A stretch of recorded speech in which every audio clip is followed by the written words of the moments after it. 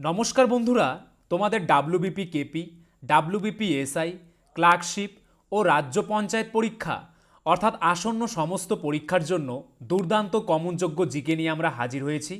খুব মনোযোগ সহকারে দেখবে যদি অল্প পড়ে বেশি নাম্বার পেতে চাও।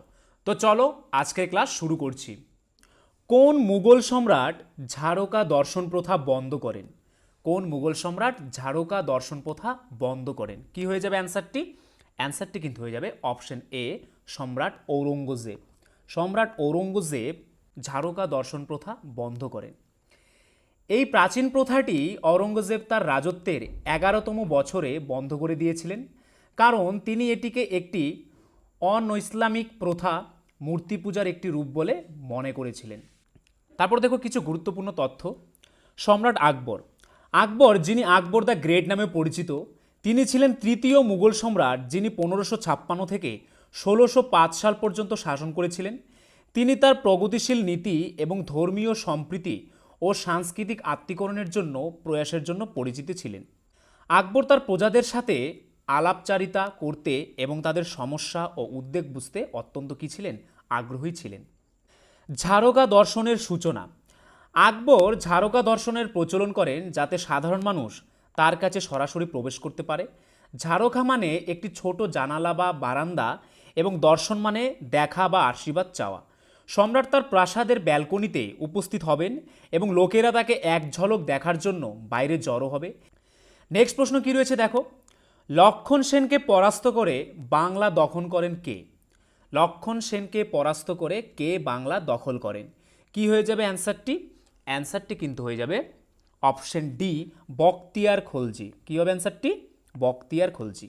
বখতিয়ার খলজি বাংলার রাজা লক্ষণ সেনকে পরাজিত করে বাংলার একটি অংশ জয় করেন। খিলজি রাজবংশের প্রতিষ্ঠাতা ছিলেন। জালালউদ্দিন ফিরোজি খলজি বখতিয়ার খিলজি বাংলার রাজা লক্ষণ সেনকে পরাজিত করে বাংলার একটি অংশ জয় করেন। খিলজি রাজবংশের প্রতিষ্ঠাতা ছিলেন জালালউদ্দিন ফিরোজ খলজি। খিলজি বংশের সবচেয়ে শক্তিশালী রাজা কে ছিলেন? আলাউদ্দিন খিলজি। দেখো ইলতুৎমিশ, তিনি দাসের দাস হিসেবে পরিচিত। তিনি ছিলেন কুতুবুদ্দিন আইবকের কৃতদাস ও উত্তরসূরি। তিনি নিয়মিত মুদ্রা হিসেবে রৌপ্য ট্যাঙ্কা বা টঙ্কা এবং তামার জিতল চালু করেন। ইলতুৎমিশ ইকতাদারি প্রথা চালু করেন। চাহালগনি বা চালিসা ইলতুৎমিশ দ্বারা গঠিত হয়েছিল। তিনিই প্রথম দিল্লিকে রাজধানী করেন। তারপর কে রয়েছে দেখো, সিরাজ উদ্দৌলা। তিনি ছিলেন বাংলার শেষ স্বাধীন নবাব। 1757 সালে সিরাজ উদ্দৌলা এবং রবার্ট ক্লাইভের মধ্যে পলাশির যুদ্ধ হয়েছিল, যেখানে রবার্ট ক্লাইভ এবং মীর জাফরের মধ্যে একটি ষড়যন্ত্র হয়েছিল, যার ফলে নবাব যুদ্ধে হেরে যান। মুহাম্মদ ঘুরি, তিনি ঘুরি রাজবংশের প্রতিষ্ঠাতা। তাহলে ঘুরি রাজবংশের প্রতিষ্ঠাতাকে মুহাম্মদ ঘুরি। মোহাম্মদ ঘুরি 1117 খ্রিস্টাব্দে ভারত আক্রমণ করেন। 1191 খ্রিস্টাব্দে মোহাম্মদ ঘুরি এবং পৃথ্বীরাজ চৌহানের মধ্যে তরাইনের প্রথম যুদ্ধ হয়েছিল, যাতে চৌহান রাজা তাকে পরাজিত করেন। পরে তরাইনের দ্বিতীয় যুদ্ধে মোহাম্মদ ঘুরি 1192 সালে পৃথ্বীরাজ চৌহানকে পরাজিত করেন। নেক্সট প্রশ্ন কি রয়েছে দেখো। উদ্ভিদের সালোক সংশ্লেষ প্রক্রিয়ায় আলোক শক্তি কোন শক্তিতে রূপান্তরিত হয়? উদ্ভিদের সালোক সংশ্লেষ প্রক্রিয়ায় আলোক শক্তি কোন শক্তিতে রূপান্তরিত হয়? কি হয়ে যাবে অ্যান্সারটি? অ্যান্সারটি কিন্তু হবে অপশন বি, রাসায়নিক শক্তিতে রূপান্তরিত হয়। তারপর সালোক সংশ্লেষ রিলেটেড কিছু কি পয়েন্টস দেখো। সালোক সংশ্লেষণের সময় উদ্ভিদ যে গ্যাস গ্রহণ করে সেটা হচ্ছে কার্বন ডাইঅক্সাইড। সালোক সংশ্লেষের সময় উদ্ভিদ যে গ্যাস ত্যাগ করে সেটা হচ্ছে অক্সিজেন। সালোক সংশ্লেষের হার সর্বাধিক কখন হয়? কোন আলোতে হয়? লাল আলোতে। সালোক সংশ্লেষের হার সর্বনিম্ন কখন হয়? সবুজ আলোতে। ক্লোরোপ্লাস্টের রঞ্জক যা উদ্ভিদকে সবুজ বর্ণ দেয়, কি নাম? ক্লোরোফিল। ক্লোরোফিলের মধ্যে উপস্থিত একমাত্র ধাতু কি? ম্যাগনেসিয়াম। পরবর্তী প্রশ্ন কি রয়েছে দেখো। সর্বাধিক পরিমাণ কার্বন সমন্বিত কয়লা হলো? সর্বাধিক পরিমাণ কার্বন সমন্বিত কয়লা কোনটি? অ্যান্সারটি কিন্তু হয়ে যাবে অপশন বি, অ্যান্থ্রাসাইট কয়লা। অ্যান্থ্রাসাইট কয়লাতে সর্বাধিক পরিমাণ কি থাকে? কার্বন থাকে। অ্যান্থ্রাসাইট হলো সর্বোত্তম মানের কয়লা, যার ক্যালোরির মান সর্বোচ্চ এবং এতে কার্বনের পরিমাণ 80 থেকে 95% থাকে। এটি নীল শিখা দিয়ে ধীরে ধীরে প্রজ্বলিত হয় এবং জম্মু ও কাশ্মীরে অল্প পরিমাণে পাওয়া যায়। এটি একটি খুব কম উদ্বায়ী পদার্থ। এটি আর্দ্রতার একটি নগণ্য অনুপাত। নেক্সট কি রয়েছে দেখো। খাদ্য লবণ ও বরফের মিশ্রণের তাপমাত্রা হবে কত? খাদ্য লবণ ও বরফের মিশ্রণের তাপমাত্রা কত? কি হয়ে যাবে অ্যান্সারটি? অ্যান্সারটি কিন্তু হয়ে যাবে অপশন সি, প্রায় -23 ডিগ্রি সেলসিয়াস।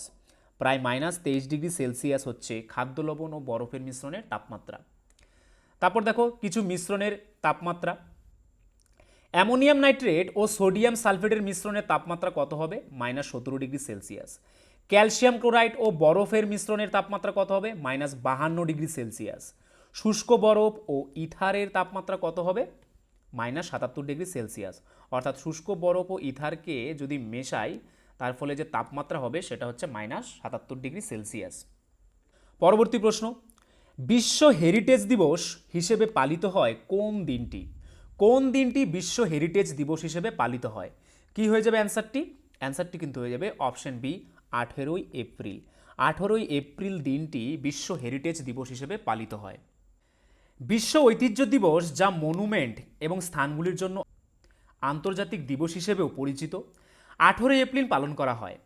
দিবসটি প্রথম 1983 সালে সম্মিলিত জাতিপুঞ্জের শিক্ষা, বৈজ্ঞানিক ও সাংস্কৃতিক সংস্থা ইউনেস্কো দ্বারা পালিত হয়েছিল। এর উদ্দেশ্য হল গ্রহের সাংস্কৃতিক ঐতিহ্য এবং বৈচিত্র্য সম্পর্কে সচেতনতা প্রচার করা। বিশ্ব ঐতিহ্য দিবস 2022-এর থিম হল হেরিটেজ অ্যান্ড ক্লাইমেট। এটা হচ্ছে 2022-এর বিশ্ব ঐতিহ্য দিবসের থিম।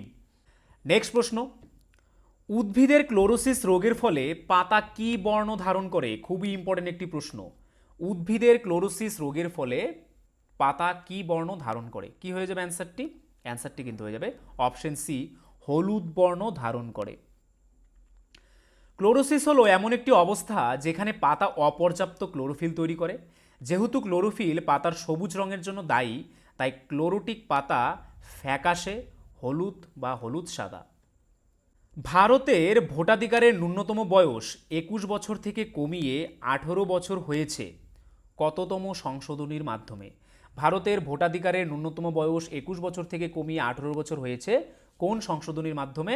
অ্যান্সারটি কিন্তু হয়ে যাবে 61তম সংশোধনী আইনের মাধ্যমে। 61তম সংশোধনী আইনের মাধ্যমে ভোটাধিকারের ন্যূনতম বয়স 21 বছর কমিয়ে 18 বছর করা হয়েছে। ভারতের সংবিধানের 61তম সাংবিধানিক সংশোধনী আইন 1989 লোকসভা এবং রাজ্যগুলির বিধানসভা নির্বাচনে ভোট দেওয়ার বয়স কমিয়েছে। এটি বয়স 21 বছর থেকে কমিয়ে 18 বছর করেছে। 61তম সংবিধান সংশোধনী আইন 1988 ভারতের সংবিধানের 7তম সংশোধনী আইন, যা আনুষ্ঠানিকভাবে সংবিধান আইন 1988 নামে পরিচিত। লোকসভা এবং রাজ্যগুলির বিধানসভার নির্বাচনের বয়স 21 বছর থেকে কমিয়ে 18 বছর করে। এই আইনটি সংবিধানের 326 ধারায় সংশোধনী প্রদানের ফলস্বরূপ, যা লোকসভা এবং বিধানসভা নির্বাচন সম্পর্কিত। লোকসভা এটি একটি অস্থায়ী সংস্থা এবং প্রতি 5 বছর পরে দ্রবীভূত করা যেতে পারে। এটি হাউস অব পিপল এবং সংসদের নিম্নকক্ষ নামেও পরিচিত। তাহলে লোকসভা কিন্তু সংসদের নিম্নকক্ষ। লোকসভার আসন ক্ষমতা কত? 550 জন। প্রকৃত ক্ষমতা কত? 543, নির্বাচিত 543। স্পিকার, বর্তমান স্পিকারের নাম কি লোকসভার? ওম বিড়লা। ওম বিড়লা হচ্ছে লোকসভার বর্তমান স্পিকার। রাজ্যগুলির আইনসভা এটি ভারতের রাজ্য এবং কেন্দ্রশাসিত অঞ্চলগুলির আইনসভা সংস্থা, প্রতি 5 বছর পরে বিলুপ্ত হয়। পরবর্তী প্রশ্ন, মুঘল যুগে প্রধান কথ্য ভাষা কি ছিল? মুঘল যুগে প্রধান কথ্য ভাষা কি ছিল? কি হয়ে যাবে অ্যান্সারটি? অ্যান্সারটি কিন্তু হয়ে যাবে অপশন বি, ফার্সি বা উর্দু। ফার্সি বা উর্দু ছিল মুঘল যুগের প্রধান কথ্য ভাষা। মুঘল সাম্রাজ্যের সরকারি ভাষা ফার্সি ছিল, কারণ আফগানিস্তান থেকে প্রথম মুঘল সম্রাট বাবর এসেছিলেন। ফার্সি ইরানের একটি স্থানীয় ভাষা এবং এটি আফগানিস্তানেও ব্যবহৃত হতো। গোয়া রাজ্য কোন হাইকোর্টের আওতায় পড়ে? গোয়া রাজ্য কোন হাইকোর্টের আওতায় বা আন্ডারে পড়ে? কি হয়ে যাবে অ্যান্সারটি? অপশন সি, বোম্বে হাইকোর্টের আওতায় পড়ে। তারপর দেখো বিভিন্ন হাইকোর্ট এবং তাদের আওতায় পড়া বিভিন্ন রাজ্যগুলি কি কি। বোম্বে হাইকোর্টের আওতায় কোন কোন রাজ্য রয়েছে? মহারাষ্ট্র, গোয়া, দাদরা ও নগর হাভেলি, দমন ও দিউ। কলকাতা হাইকোর্টের আন্ডারে কি কি রয়েছে? পশ্চিমবঙ্গ, আন্দামান ও নিকোবর দ্বীপপুঞ্জ। মাদ্রাজ হাইকোর্টের আওতায় কি রয়েছে? তামিলনাড়ু ও পুদুচেরি। গৌহাটি হাইকোর্টের আন্ডারে কি রয়েছে? অসম, অরুণাচল প্রদেশ, নাগাল্যান্ড ও মিজোরাম। কেরল হাইকোর্টের আওতায় কি রয়েছে? কেরল ও লাক্ষাদ্বীপ। পাঞ্জাব ও হরিয়ানা হাইকোর্টের আন্ডারে কি রয়েছে? পাঞ্জাব, হরিয়ানা ও চণ্ডীগড়। কেন্দ্রশাসিত অঞ্চলগুলির মধ্যে একমাত্র দিল্লির নিজস্ব হাইকোর্ট রয়েছে, খুবই ইম্পর্টেন্ট, মনে রাখবে। কেন্দ্রশাসিত অঞ্চলগুলির মধ্যে একমাত্র কিন্তু দিল্লিরই নিজস্ব কি রয়েছে, হাইকোর্ট রয়েছে। নেক্সট প্রশ্ন, 0°C উষ্ণতায় বাতাসে শব্দের বেগ কত? 0°C উষ্ণতায় বাতাসে শব্দের বেগ কত? কি হয়ে যাবে অ্যান্সারটি? অ্যান্সারটি কিন্তু হয়ে যাবে option B, 332 metre per second. Charlie Chaplin একজন কি ছিলেন? চার্লি চ্যাপলিন একজন কি ছিলেন? কি কি রয়েছে অপশনে দেখো, বিখ্যাত ব্রিটিশ কমেডিয়ান, চলচ্চিত্র অভিনেতা, ব্রিটিশ নির্মাতা, নির্দেশক এবং সুরকার, নাকি সবকটি সত্য, মানে এই ওপরের সবগুলো। কি হয়ে যাবে অ্যান্সারটি? অ্যান্সারটি কিন্তু হয়ে যাবে অপশন ডি, অর্থাৎ সবকটি সত্য, অর্থাৎ তিনি এই সবগুলি ছিলেন। নেক্সট কি রয়েছে দেখো, কোন গ্রন্থিকে সুপ্রিম কমান্ডার বলা হয়? খুবই ইম্পর্টেন্ট একটি প্রশ্ন। কোন গ্রন্থিকে সুপ্রিম কমান্ডার বলা হয়? অ্যান্সারটি কিন্তু হয়ে যাবে অপশন ডি, হাইপোথ্যালামাসকে সুপ্রিম কমান্ডার বলা হয়। পরবর্তী প্রশ্ন, কোন সুলতান তার রাজধানী গুলবর্গা থেকে বিদরে স্থানান্তরিত করেন? কোন সুলতান তার রাজধানী গুলবর্গা থেকে বিদরে স্থানান্তরিত করেন? কি হয়ে যাবে অ্যান্সারটি? অ্যান্সারটি কিন্তু হয়ে যাবে অপশন এ, আহমেদ শাহ। আহমেদ শাহ তার রাজধানী গুলবর্গা থেকে বিদরে স্থানান্তরিত করেন। বাহমানিদ রাজবংশের সুলতান আহমেদ শাহ প্রথম 1427 সালে গুলবার্গা থেকে বিদরে তার রাজধানী স্থানান্তর করেন এবং বেশ কয়েকটি ইসলামী স্মৃতিস্তম্ভ সহ তার দুর্গ কি করেন, নির্মাণ করেন। নেক্সট কি রয়েছে দেখো, কলকাতা বিশ্ববিদ্যালয়ের প্রথম বাঙালি উপাচার্য কে ছিলেন? কলকাতা বিশ্ববিদ্যালয়ের প্রথম বাঙালি উপাচার্য কে ছিলেন? খুবই ইম্পর্টেন্ট একটি প্রশ্ন। কি হয়ে যাবে অ্যান্সারটি? অ্যান্সারটি কিন্তু হয়ে যাবে option B, sir Gurudas Bandyopadhyay. Sir Gurudas Bandyopadhyay ছিলেন কলকাতা বিশ্ববিদ্যালয়ের প্রথম বাঙালি উপাচার্য। গুরুদাস বন্দ্যোপাধ্যায় বিশিষ্ট শিক্ষাবিদ ও আইনজ্ঞ। 1890 সাল থেকে 4 বছর মেয়াদে তিনি কলকাতা বিশ্ববিদ্যালয়ের উপাচার্য হিসেবে দায়িত্ব পালন করেছেন। নেক্সট কি রয়েছে দেখো, কোন খেলায় ব্যবহৃত বল ডিম্বাকারের হয়? কোন খেলায় ব্যবহৃত বল ডিম্বাকারের হয়? কি হয়ে যাবে অ্যান্সারটি?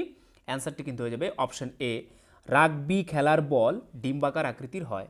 নেক্সট, ফিউজ তারের বৈশিষ্ট্য কি?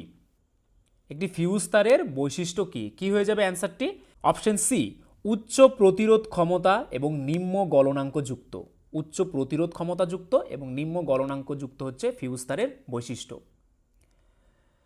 ফিউজ তারের গলনাঙ্ক কম হওয়া উচিত, যাতে এটির মধ্যে দিয়ে অতিরিক্ত কারেন্ট প্রবাহিত হলে তা অবিলম্বে গলে যায়।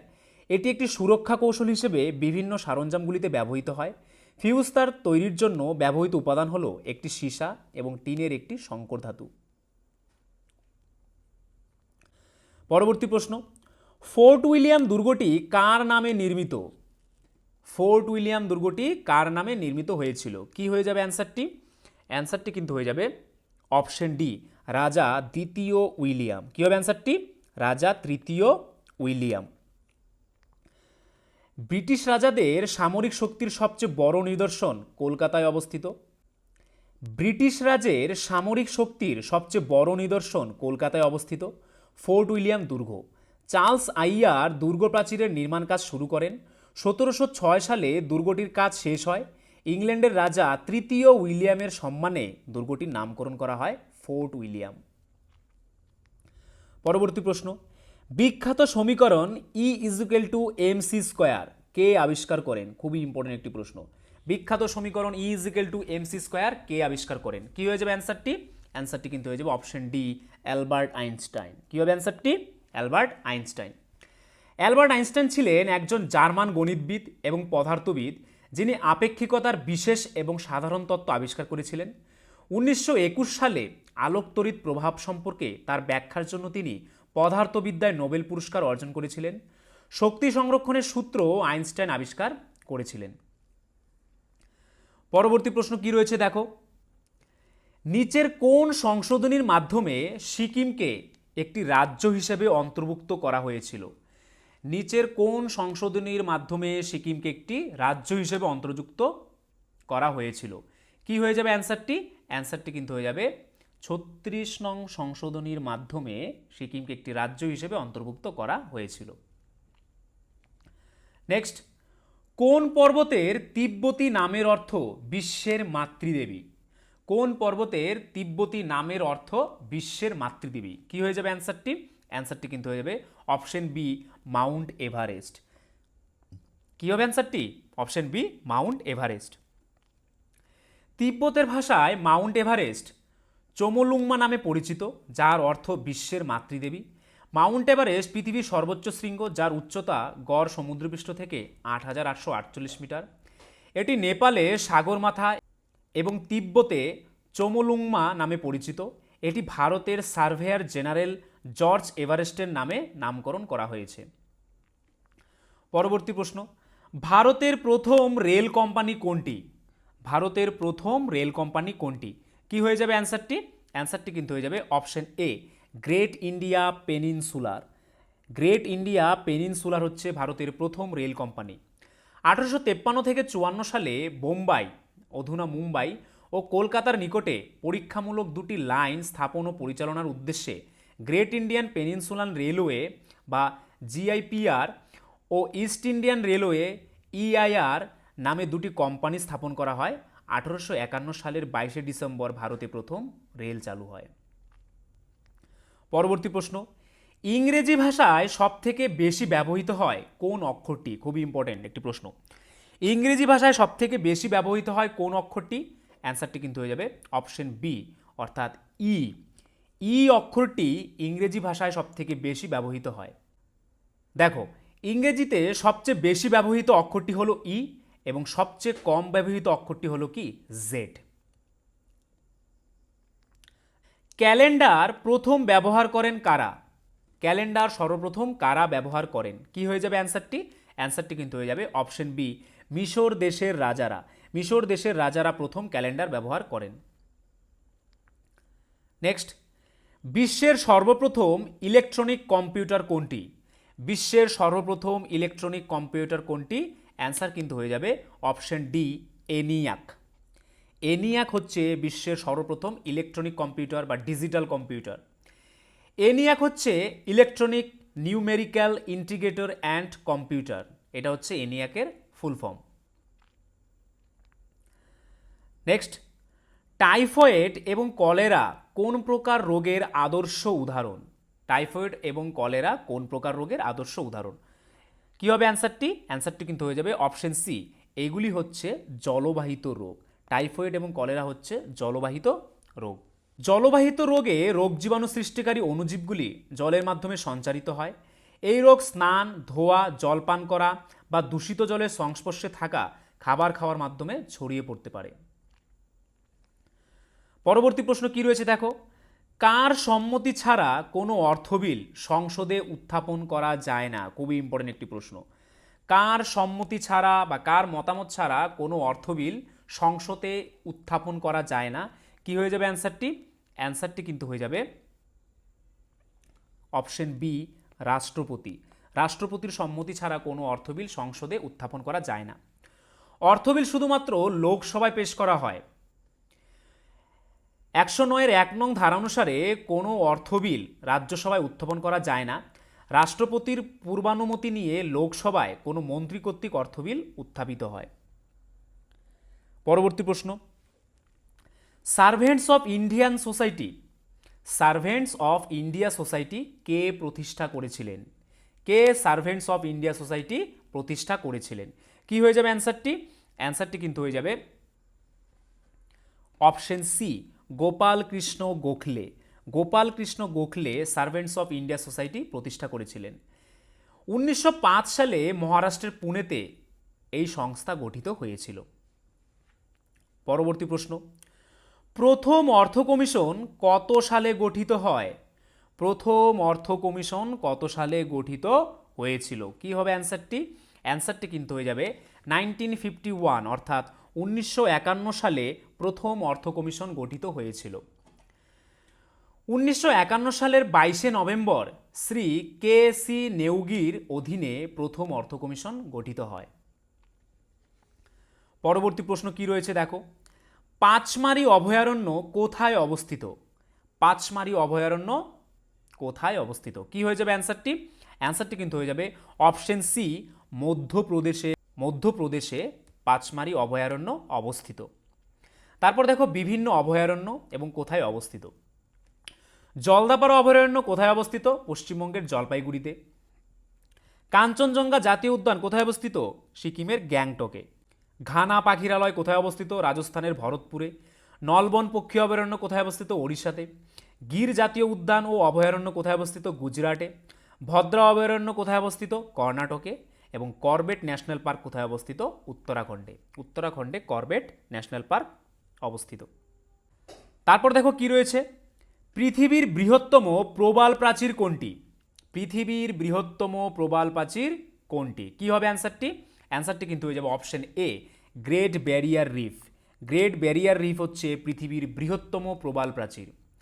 গ্রেট ব্যারিয়ার রিফ হচ্ছে পৃথিবীর দীর্ঘতম প্রবাল রিফ, যা 2900-র বেশি একক রিফের সমন্বয়ে গঠিত। রিফটি অস্ট্রেলিয়ার কুইন্সল্যান্ড রাজ্যের উপকূল ঘেঁষা কোরাল সাগরে অবস্থিত। বন্ধুরা, এই ছিল আজকের ভিডিও। তো তোমরা যদি আমাদের চ্যানেলে নতুন হয়ে থাকো এবং আমাদের চ্যানেলের ভিডিওগুলি যদি তোমাদের ভালো লেগে থাকে এবং ভবিষ্যতে এরকম আরও ভিডিও পেতে চাও, তাহলে আমাদের চ্যানেলটিকে অবশ্যই সাবস্ক্রাইব করে নোটিফিকেশন অল করে রাখবে। তার পাশাপাশি তোমরা যদি আমাদের পুলিশের ব্যাচে অ্যাডমিশন নিতে চাও, তাহলে আমাদের স্ক্রিনে দেওয়া নাম্বারে একবার অবশ্যই হোয়াটসঅ্যাপ করে নেবে।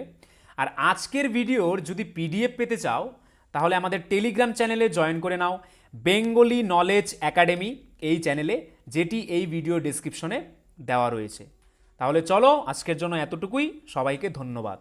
বন্ধুরা, আরেকটি কথা, WBP constable, SI and KP constable অধ্যায়ভিত্তিক সেরা প্রস্তুতি নিতে আমাদের হোয়াটসঅ্যাপ নাম্বারে একবার হোয়াটসঅ্যাপ করে নাও।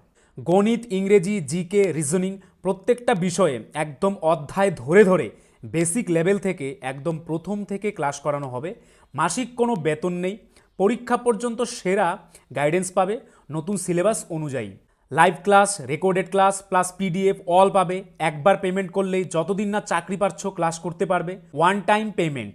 5 জন আলাদা আলাদা টিচার্সের মাধ্যমে তোমাদের প্রত্যেকটি সাবজেক্ট ধরে ধরে অঙ্ক একদম যারা কিছুই বুঝতে পারো না তাদের জন্য জলের মতো সহজ করে বুঝিয়ে দেওয়া হবে। আমাদের কলকাতা পুলিশের এসআইতে আমরা 95% হুবহু প্রশ্ন কমন দিয়েছি প্রমাণসহ। সেই কমনের প্রমাণ পেতে তোমরা জয়েন করে নাও আমাদের টেলিগ্রাম চ্যানেলে বেঙ্গলি নলেজ একাডেমিতে, লিঙ্ক ইন ডেসক্রিপশন। এটি আমাদের 7 নম্বর ব্যাচ। প্রথম 100 জন 30% ডিসকাউন্ট পাবে। প্রথম 100 জন 30% ডিসকাউন্ট পাবে। তাই ভাই, তোমার যদি একটি সিট এনি হাউ চাই, যেহেতু পশ্চিমবঙ্গ পুলিশ এবং কলকাতা পুলিশ দুটো ভ্যাকেন্সি বেরিয়েছে, তাই একটিতে না একটিতে কিন্তু তোমার হবেই এবার। যদি আমাদের কাছে প্রস্তুতি নাও, 95% হুবহু কমন দেওয়ার দায়িত্ব আমাদের। তোমরা শুধু পড়াশোনা করবে। তো প্রস্তুতি নিতে হলে কিন্তু স্ক্রিনে দেওয়া নাম্বারে একবার অবশ্যই হোয়াটসঅ্যাপ করে নাও। একদম বেসিক থেকে ধরে ধরে প্রথম থেকে সমস্ত ক্লাস করানো হবে।